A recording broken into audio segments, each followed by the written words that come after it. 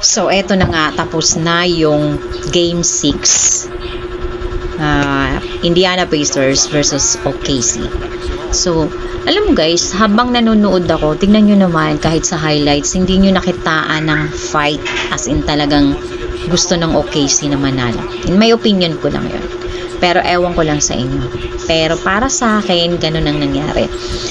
So, parang nire-ready na lang din nila yung sarili nila sa Game 7. Kasi masyado ng